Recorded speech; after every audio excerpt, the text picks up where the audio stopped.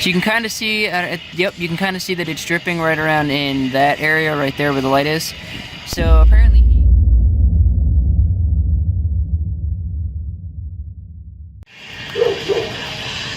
So you're probably wondering why I'm at a weird angle right now listening to some really heavy music.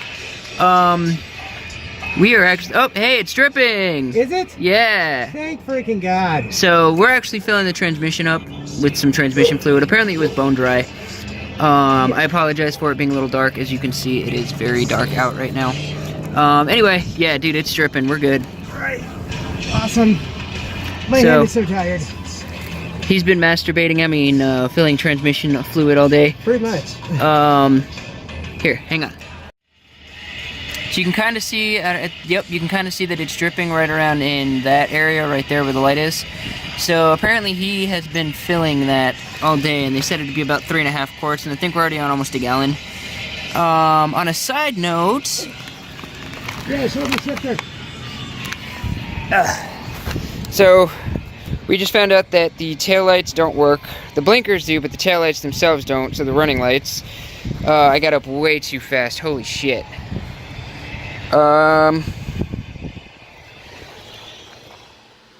What's going on, everybody? I just wanted to interrupt real quick. So at the time of filming this, we actually decided when the bug was actually going to leave.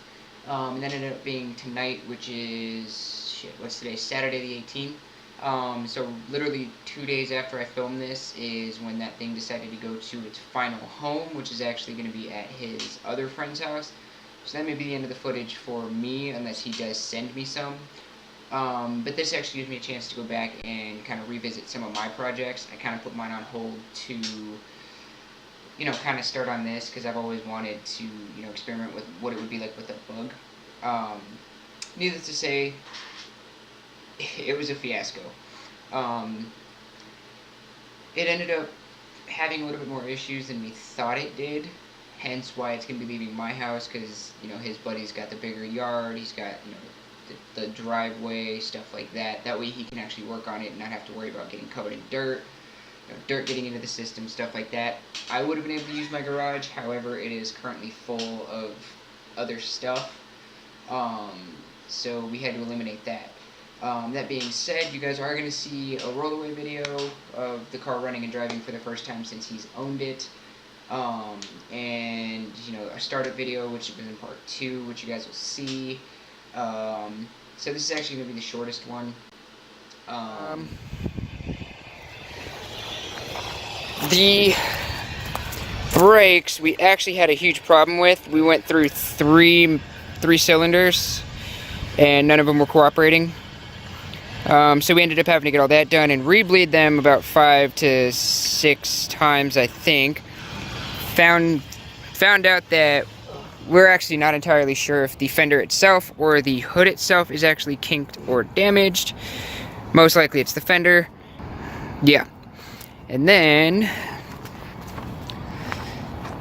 on a happier note, he went ahead and actually got this installed. So remember that crappy shifter that went up to like right about here? So yeah, this is not it. He ended up having to change out the, what was it, the bushing? There you are. You're closer than I thought you were. Yeah, there's a shifter bushing, basically where when you put the shifter on, there's a bushing that hangs like right there. Apparently the guy before me. Not to name names, but that guy that you mentioned whose name you don't remember. Right. Yeah, him. When I took the old shifter off, the bottom of it that holds the nut plate and stuff and everything, it just dropped. That's why. You said nut. That explains those holes I was telling you about. So yeah. Apparently he moved it to try to get it to shift right, so I actually welded it back in place. Yeah, so you can kind of see, what the fuck? Is that a weld? No, that was actually the tar mat, that soundproof stuff that started melting, so it was melting rubber. So he started melting some stuff right here, but check this out. So this is I'm not gonna lie, I got a little high off that shit. Yeah, what the hell did you call it? What is this shifter called? The Scat Drag Fast Shifter. Scat Drag Fast Shifter. Yeah, that so one. 4 times fast. So it actually has a reverse lockout too, which is pretty cool. Let me see if I can show you. So it's reverse in second. So there's a reverse lockout right there. You can see the name right there, the Scat. There's a reverse lockout there. Literally, this takes the throw of the shifter. Can I shift it? Or no? Yoo-hoo! What? Can I shift it or no? Huh? Can I shift it to show him or no? Hey, go for it. Yeah, go ahead. Okay. So yeah, this actually shortens the throw. So normally with the actual stock shifter, you were literally 1, 2, 3, and 4. With this one, it's literally 1, My fingers. No, I'm kidding. I'm kidding. 2, good. Car can keep it. 3, 4. It's literally like that. It's like a short throw shifter on a modern car. And the neutral and then reverse, this is gonna fucking take me forever. Oh my god, I got it the first time. Is reverse lockout, left, left and then back. So yeah, and then you literally have no play in this, like no front to back. You do have like left, but that's because it needs to shift that way. So this thing's actually pretty cool. And this had actually, where's the, what happened to the stock handle? Huh? What happened to the stock handle? What stock handle? For this? Oh, the T handle? Clearly it didn't come with an 8-ball. No, it's in the glove box. Oh, there it is. So it actually came with this. Now, personally, I'm not a huge fan of the T-handles. Neither am I. But this is actually pretty badass. You gotta let them know about the 8-ball, the reason where that came from. No, the 8-ball shifter. What? Such a geek. Anyways. You know, the 8-ball shifter came out of my my 1964 when I had it all done up and I was sold out from under me from my, well, we're not gonna say who it was. But anyways, yeah, that was the last thing I had from my 64. And now, that is back in there again. As you violate my 8-ball. It will always be violated. Everybody, he's gonna put a stereo system in here soon. Oh, yeah. We found out, I think, a couple of these fuses have been painted over and they're blown. Oh, check this out too, by the way. I can't get in this thing. So, before this had like no play or a lot of play, or depending on how it was feeling that day. It's like hitting a brick wall. Yeah, that. Fucking damn it. So this actually has great. Yeah, see, like that's even hard for me to push. Yeah, but you still have a little bit of a spongy feedback instead of hitting a frickin' brick wall. Yeah, so it gives you a little bit more feedback, which is good, and then obviously the clutch is fine, but yeah. And then the roller ball. Also, duct tape fixes flashlights pretty damn well. I know, duct tape fixes everything. It is God. Yes. Yeah, so anyway, this is now indestructible, which is awesome. Basically all that's left to do is a quick cleanup, and then I will be finishing up for tonight. Bye! I'm gonna admit, talking to myself is a little weird. Anyway, thank you guys so much for tuning in.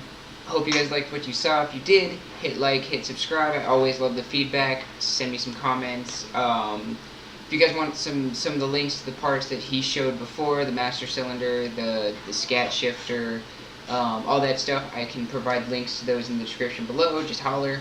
Anyway, I'm going to be tackling the Cafe Racer, kind of prepping that a little bit, priming stuff, fixing stuff, getting different parts for it. You guys will be there for all the unboxing, stuff like that. I do want to go back and revisit the rat rod as well. It's just been a lot harder for me to get in that direction just because I'm working a lot. Anyway, don't forget to hit like, subscribe if you guys want to see more. I will catch you all later.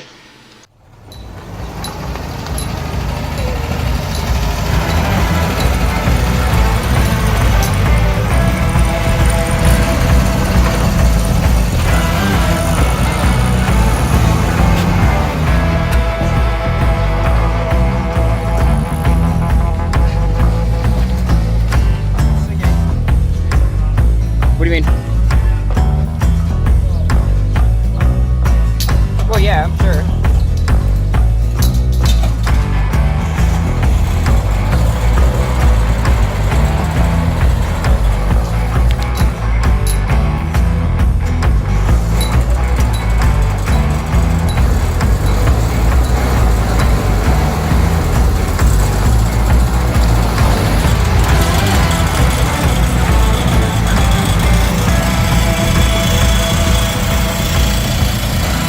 That's not normal.